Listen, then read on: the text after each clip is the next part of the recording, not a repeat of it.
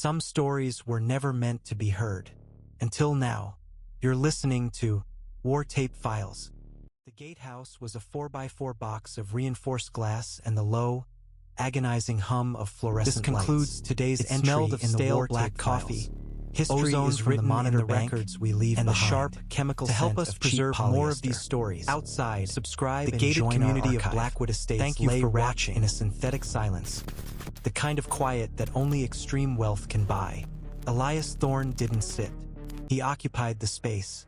Even in the dead-air hours of the 3 to 7 shift, he stood with his weight centered, his back a fraction of an inch from the wall, eyes tracking the 16 camera feeds with a mechanical rhythm. Left to right, top to bottom. Repeat.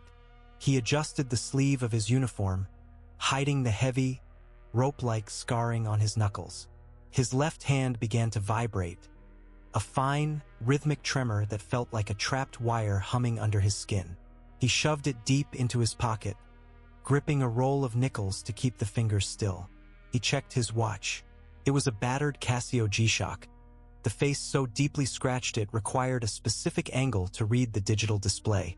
It was a relic of a life lived in the dirt, the only piece of gear that hadn't been vaporized in the Karangal Valley.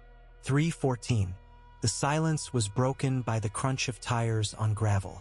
A black Mercedes Maybach drifted toward the gate like a shark cruising a reef. It didn't have a resident transponder. It stopped, the engine a low, expensive purr that Elias felt in his teeth. Elias leaned into the intercom. Blackwood Security. State your business. It's Vane. A voice crackled through the speaker. I'm in 402. Open the damn gate, Thorne. I'm tired. The world tilted. The tremor in Elias's hand didn't just stop. His entire arm went cold. That voice. It wasn't just a sound. It was a frequency he had tuned his soul to for 10 years. It was the sound of a radio call that never came. The sound of a man giving coordinates for an extraction that turned out to be a graveyard. Elias didn't breathe. He looked at the guest log on his terminal. There it was, scrawled in a digital signature from the week prior, Julian Vane, CEO, Aegis Global. The name hit him like a physical blow to the solar plexus. The fluorescent lights of the gatehouse flickered, and for a split second, the microsleep took him. The smell of ozone was replaced by the stench of burning JP-8 fuel and copper. The blue light of the monitors became the blinding, white-hot glare of a high-altitude sun reflecting off shale. He was back in the valley. He could hear the frantic shouting of his ODA team over the net. Men he had raised, men he had bled with. Viking 6, this is 3. We're taking effective fire from the North Ridge. Where is that air support? And then the reply. Vane's voice, calm, detached, lying through his teeth. Copy 3. Air is 5 mics out. Hold your position. The air support never came. Instead, the mortar rounds did. Not from the ridge, but from the valley floor coordinates Vane had called in. Friendly fire.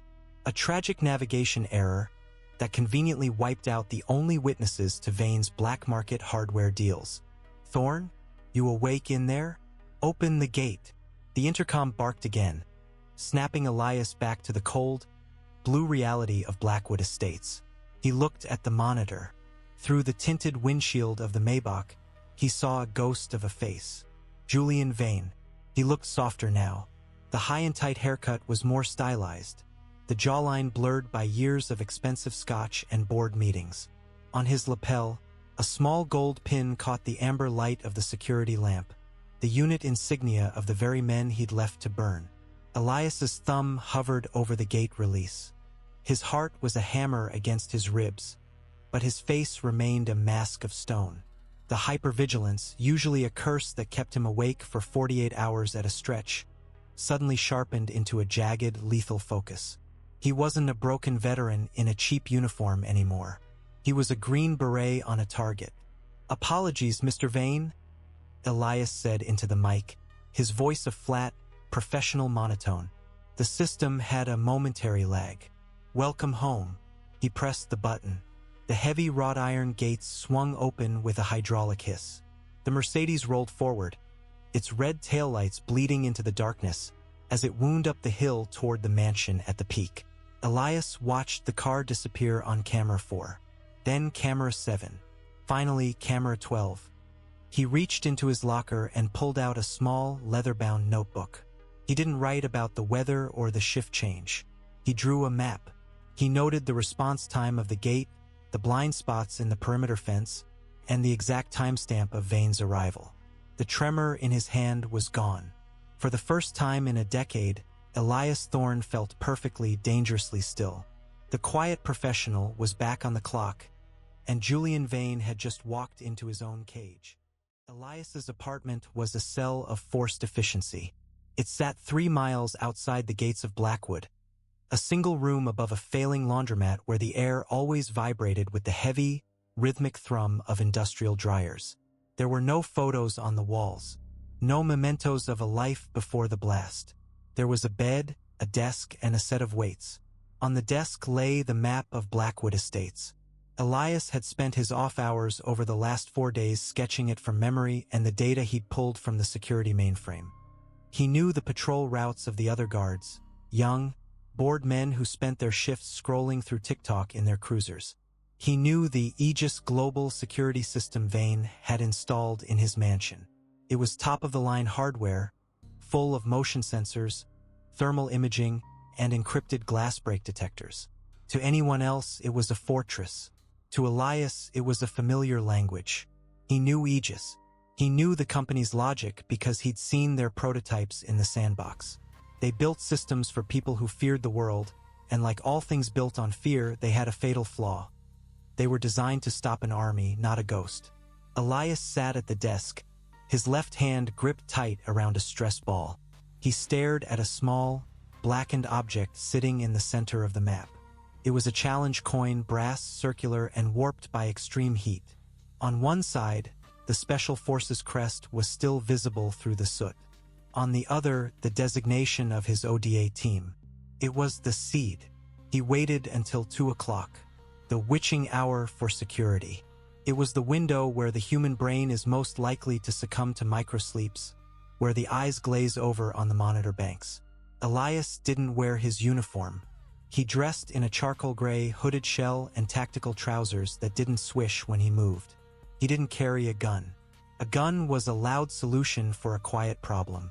He carried a multi-tool, a signal jammer the size of a cigarette pack, and the coin.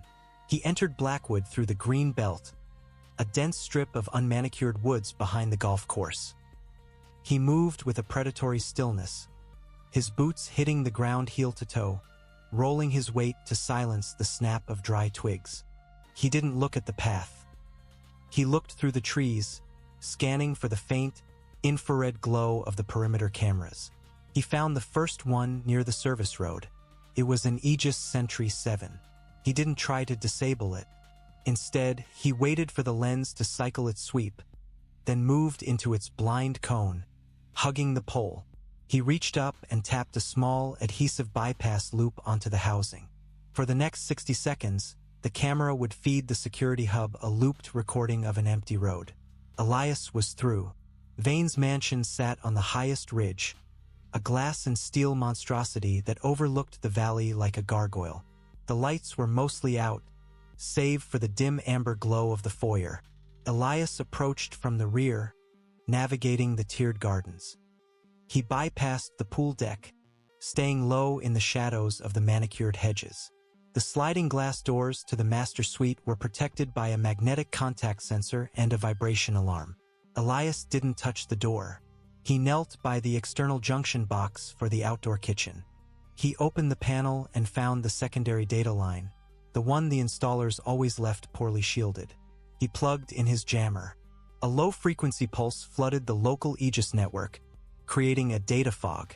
The sensors were still active, but they were screaming interference instead of intruder. To the guard at the gatehouse, it would look like a minor weather-related glitch. Elias slid the glass door open. It moved with a silent, expensive grace. The air inside the mansion was filtered, chilled, and tasted of nothing at all. It was a dead environment. He moved through the darkened living room, his eyes adjusted to the gloom. He saw the trophies of Julian Vane's stolen life: African ivory, antique rifles, and a portrait of Vane shaking hands with a senator. Elias didn't linger.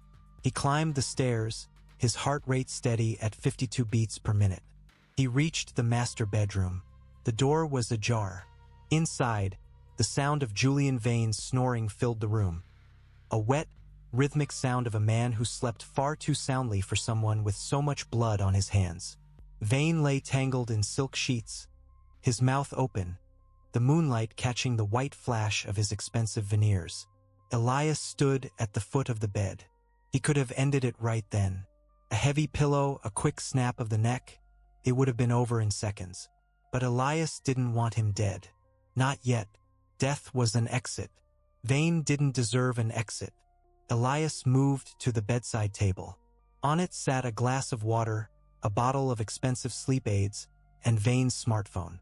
Elias reached into his pocket and pulled out the charred challenge coin. He placed it silently on the center of the nightstand, right next to the phone. The blackened brass looked like a scorched tooth against the polished mahogany. He leaned down, his face inches from Vane's ear. He could smell the lingering scent of Vane's cologne and the sour tang of the scotch he'd had before bed. Elias didn't speak. He just watched. He waited for a microsleep to hit, a brief flash of the Karengal Valley to flicker behind his eyes. Then he turned and melted back into the shadows of the hallway. When the sun rose, Julian Vane would wake up to a ghost from a valley he thought he'd buried. The siege had begun. The mansion breathed differently the next morning. From the vantage point of the gatehouse monitors, Elias watched the perimeter cameras catch the small, frantic movements of a man who realized his walls had failed him. At 7:15, Julian Vane exited the front doors. He wasn't dressed for the office. He was in a silk robe, his hair uncombed, clutching a handheld radio and a phone. He paced the length of the veranda, his head pivoting like a cornered animal's. Even through the low-resolution grain of the security feed, Elias could see the pallor of Vane's skin, a sickly, gray-white mask. Vane looked at the sky. He looked at the hedges. Then, he looked directly into the lens of camera 4. Elias stared back through the screen, his face a hollowed-out expression of indifference. He took a slow sip of lukewarm coffee. The bitterness felt like a grounding wire. He knew exactly what Vane was seeing in his mind's eye. Not a security camera, but the cold, unblinking glass of a sniper's optic. By noon, the Aegis Global Response Team arrived. 3 black SUVs crested the hill, their engines roaring with a predatory entitlement. These weren't the rent-a-cops of Blackwood. These were Vane's personal shooters, contractors with high fades, expensive plate carriers, and the dead eyes of men who had traded their service records for a corporate paycheck. Elias stood at the gate as they approached. He didn't look at the lead driver. He looked at the way they held their rifles, muzzles down, fingers off the triggers, but ready. Professional. ID, Elias said, his voice flat. The driver, a man with a thick neck and a jagged scar running through his eyebrow, sneered. Check the guest list, pal. We're Aegis. Vane called for a security audit. I don't have an audit on the log, Elias replied. He let the silence hang, heavy and suffocating. He watched the driver's eyes. He saw the flicker of annoyance, then the subtle shift as the contractor noticed the way Elias stood, the balanced weight, the stillness that didn't belong to a 60-year-old security guard. Log it now, the driver barked. Elias reached for the clipboard. He moved slowly, deliberately. As he handed it over, he let his sleeve ride up just enough to show the scorched knuckles of his left hand. The driver's eyes locked onto the scars. A brief, silent recognition passed between them, the language of the ODA and the grunt. The driver's sneer faltered, replaced by a flicker of confusion. Elias buzzed them through. The siege moved from the physical to the digital. During his shift, Elias sat in the dark of the gatehouse, his fingers dancing over a modified laptop tucked beneath the counter. He wasn't hacking the mansion's firewall. He was using the administrative backdoor he'd discovered months ago, a maintenance port Vane had insisted on so he could monitor his own guards. The irony was a cold comfort. Vane's narcissism was the very rope Elias was using to hang him. Elias slid through the encrypted layers of Vane's private server like a knife through soft earth. He ignored the offshore accounts and the vapid emails to lobbyists. He was looking for the ledger. He found it buried in a folder labeled Project Cerberus. It was a collection of raw satellite data, after-action reports, and a series of scanned, handwritten notes from the night of the friendly fire incident in the Korangal. As Elias scrolled, the ringing in his ears intensified. A phantom sound of the mortar tubes thumping in the distance. He saw the coordinates. Vane's handwriting, neat and clinical, had moved the extraction point 500 meters to the east, directly into the pre-planned kill zone of an Aegis-funded artillery battery. There it was, the price of his team's lives. A series of wire transfers from a front company in Dubai, timed perfectly with the destruction of the ODA team. Vane hadn't just covered up a mistake. He had orchestrated a liquidation. Elias felt the tremor in his left hand return. It wasn't a vibration of fear, but a surge of pure, kinetic energy. He began to mirror the files, routing them through a series of ghost servers he'd established weeks prior. Outside, the sun began to set, casting long, amber shadows across the estate. The Aegis contractors were patrolling the grounds with thermal scanners, their flashlights cutting through the dark like searchlights in a prison yard. Inside the mansion, Vane was unraveling. Elias watched the feed from the master bedroom. Vane was sitting on the edge of the bed, a glass of scotch in one hand and a beretta in the other. He was staring at the challenge coin, which he'd moved to a glass display case, as if containing it could stop the memories it conjured. Vane picked up his phone and dialed a number. Elias intercepted the audio. "I don't care what the sensors say." Vane's voice was a jagged edge, frayed by panic. "Someone was in here. I felt him. I could smell him, Miller. He was standing right over me." "Sir, we've swept the house twice." The voice on the other end, the driver with the scarred eyebrow, replied. "The Aegis system shows 0 breaches. No one's been in or out except the guards at the gate." "Then the guards are useless," Vane screamed. "Hire more. Double the shifts. I want this place locked down. If a bird lands on the roof, I want it shot." Elias closed the laptop. He looked out at the mansion, the impenetrable fortress glowing on the hill. Vane was surrounding himself with more walls, more men, more noise. He didn't realize that the enemy was already inside the wire. Elias reached into his pocket and pulled out a small silver thumb drive. It contained the lifeblood of Aegis Global. Every bribe, every forged report, every cent of the blood money Vane had accumulated. The quiet professional stood up and straightened his polyester tie. The recon was over. The evidence was secured. Now it was time to move from the shadows into the light. As Elias stepped out of the gatehouse to perform his hourly patrol, he looked at his watch. 2 o'clock. The witching hour had returned, and this time Elias wasn't coming to plant a seed. He was coming to harvest. The air in Blackwood Estates had turned thick, heavy with the electric charge that precedes a storm. It wasn't just the weather. It was the presence of the Aegis contractors.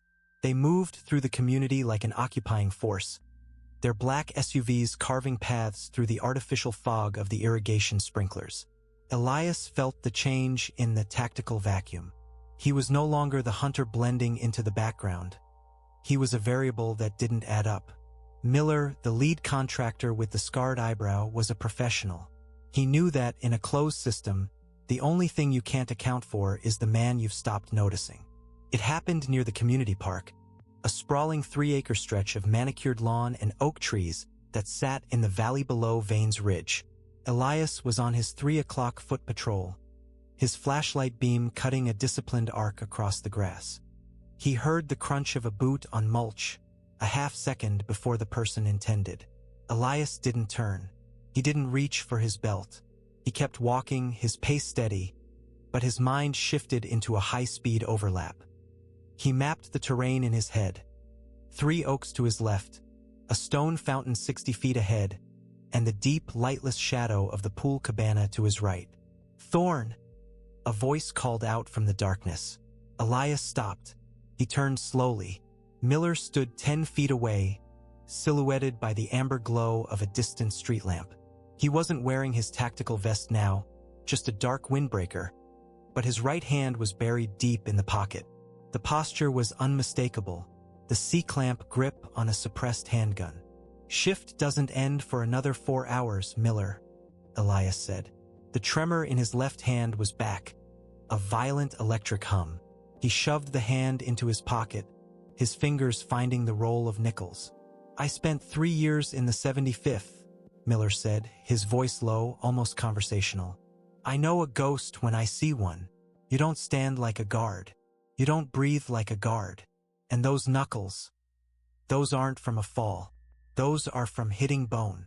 Miller stepped closer, the muzzle of the weapon in his pocket tracking Elias's center mass. "Vane is losing his mind. He thinks he's seeing spirits from the Karangal. I think he's just seeing a man who knows too much." "Who are you, Thorn?" A microsleep hit Elias then, a jagged 1-second fracture in reality. For a heartbeat, the park was gone. He saw the flash of a muzzle in the Afghan night. He heard the scream of a dying radio. Click. The sound of Miller thumbing the safety off snapped Elias back. The world was sharp again, cold and lethal. "I'm the man who opens the gate," Elias said. Miller leaned in, his eyes narrowing. "Wrong answer." Miller moved to draw. He was fast, but Elias was already mid-momentum. Elias didn't go for a weapon. He stepped into Miller's inner circle, the dead space where a long slide pistol becomes a liability. Elias's left hand, the one with the tremor, shot out like a piston. He didn't punch.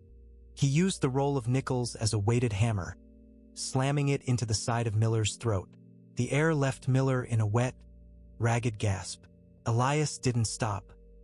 He grabbed Miller's wrist, twisting the suppressed Glock toward the ground as it coughed. Phut, phut. 2 rounds disappearing into the soft turf. Elias drove a knee into Miller's solar plexus and then, with a clinical, terrifying grace, spun the man around and applied a sleeper hold. He didn't use anger. He used physics. He felt the frantic pulse in Miller's neck against his forearm. He felt the man's strength evaporate as the brain was starved of oxygen. 10 seconds. Miller went limp. Elias lowered him to the grass with the tenderness of a medic. He checked the pulse. Steady. Miller would be out for 20 minutes, long enough. Elias stripped the radio, the Glock, and the master keycard for Vane's mansion. He stood up, his chest heaving. The silence of the park rushed back in, broken only by the distant sound of music. Up on the ridge, the gala had begun. Vane was throwing a charity ball for Aegis Global. It was a tactical maneuver, a way to surround himself with witnesses, politicians, and cameras. He thought the noise would protect him. He thought the light would keep the ghosts away. Elias moved toward the ridge, bypassing the main road. He used the drainage culverts and the shadows of the guest cottages. He reached the perimeter of the mansion. The driveway was choked with Ferraris and Range Rovers. Men in tuxedos and women in shimmering silk laughed under the glow of 1,000 fairy lights. Elias looked down at his cheap, polyester uniform, now stained with the grass and sweat of the struggle in the park. He shed the security jacket, revealing a black compression shirt. He wiped the blood from his knuckles onto the grass. He didn't need an invitation. He had Miller's keycard and the silver thumb drive. He approached the side entrance, the service door for the caterers. He scanned the card. The light turned green with a soft, mocking beep. Inside, the mansion smelled of expensive lilies and roasted lamb. The sound of a string quartet filtered through the vents. Elias moved through the servant corridors, a shadow passing through a house of glass. He reached the library, a massive wood-paneled room that overlooked the ballroom through a balcony of reinforced glass. Below him, he saw Julian Vane. Vane was at the center of the room, holding a flute of champagne, laughing too loudly at a joke a senator had just made. He looked the part of the titan, the quiet professional who had made it to the top. But Elias saw the way Vane's eyes kept darting toward the shadows. He saw the way Vane's hand shook as he raised the glass. Elias walked to the library's central computer terminal, the heart of the Aegis network. He didn't hesitate. He plugged the silver thumb drive into the port. A progress bar appeared on the screen. Uploading to Department of Justice Secure Server, 1%, 2%. Elias pulled a tablet from his waistband, the one he'd synced to the drive. He walked to the glass balcony, looking down at the man who had murdered his brothers for a line on a balance sheet. The all-is-lost moment had passed. The breach was complete. Elias tapped a command on the tablet. Suddenly, the music in the ballroom died. The lights flickered, then dimmed to a harsh, cold blue, the exact color of a predator's eyes in the dark. Every screen in the mansion, the TVs in the lounge, the tablets in the guests' hands, the massive projector in the ballroom, simultaneously flickered to life. They didn't show the Aegis promotional video. They showed the coordinate logs from the Karangal. They showed the wire transfers. They showed the faces of the ODA team. The laughter in the ballroom died. Julian Vane froze, his glass shattered on the marble floor. Elias Thorne stepped out onto the balcony, the blue light framing him like a vengeful spirit. He didn't say a word. He just held up his watch. The debt was due. The ballroom was a tomb of expensive silence. The blue light from the screens washed over the crowd, turning the pearls and diamonds into shards of ice. Julian Vane stood in the center of it, his mouth working but no sound coming out. He looked at the faces of his peers, the senators, the donors, the board members. He didn't see sympathy. He saw the cold, instinctive recoil of people who recognized a sinking ship. Vane turned and ran. He didn't go for the front doors. He bolted for the private elevator behind the bar, his frantic footsteps echoing on the marble like a drumbeat of retreat. Elias didn't chase him. He didn't have to. He walked through the library, his movements slow and deliberate, and took the service stairs. He knew exactly where Vane was going. A man like Vane always retreats to his hoard. By the time Elias reached the top floor, the mansion was a hive of panicked noise below. Sirens were beginning to wail in the distance. The local police, but also the heavy, rhythmic thrum of federal black and whites. The leak hadn't just gone to the DOJ. It had gone to the press, the Gold Star families, and every major news desk from DC to London. Elias pushed open the heavy mahogany doors to Vane's private study. The room smelled of old paper and the sharp, metallic tang of fear. Vane was hunched over his desk, his fingers flying across a keyboard, his face illuminated by the flickering glare of his private monitor.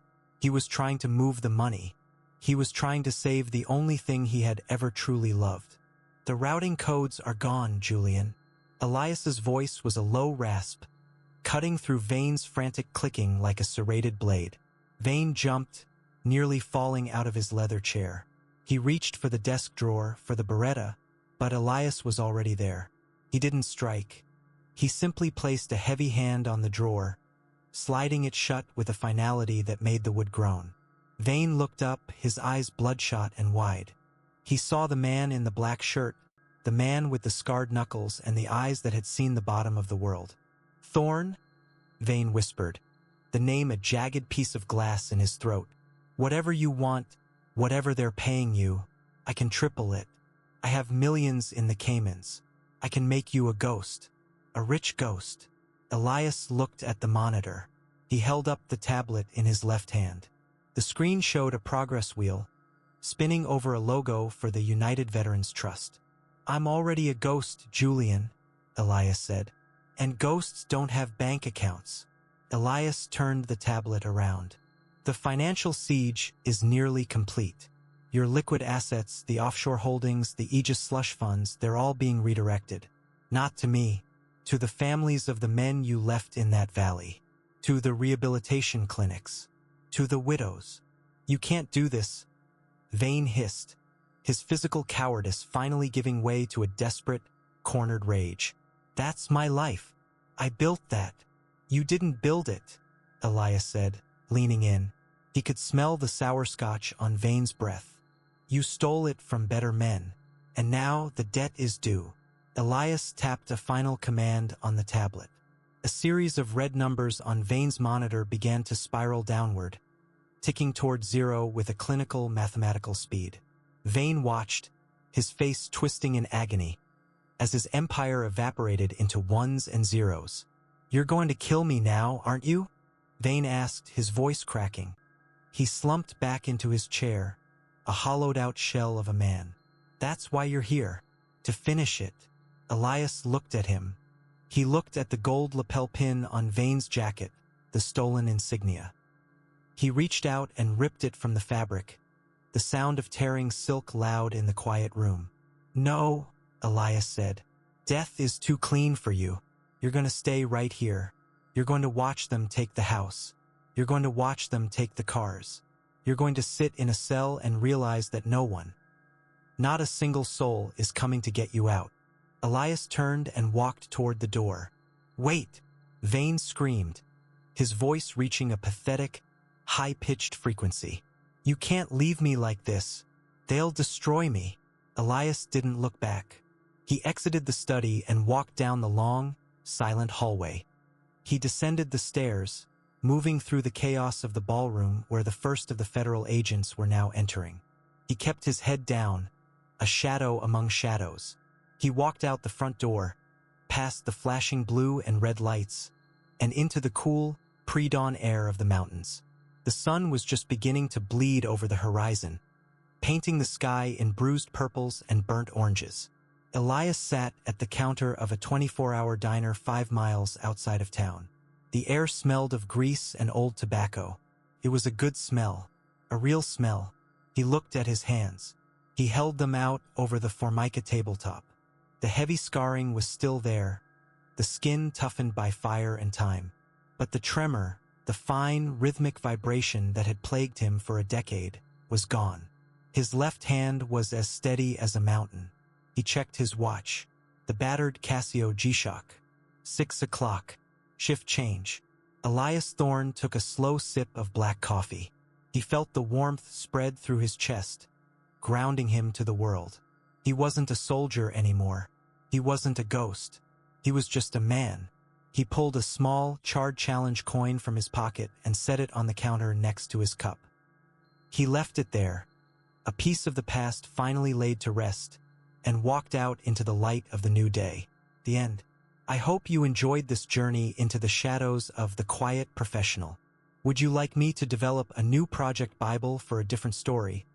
Perhaps a creepypasta-style military horror set in an isolated outpost? This concludes today's entry in the War Tape Files. History is written in the records we leave behind. To help us preserve more of these stories, subscribe and join our archive. Thank you for watching.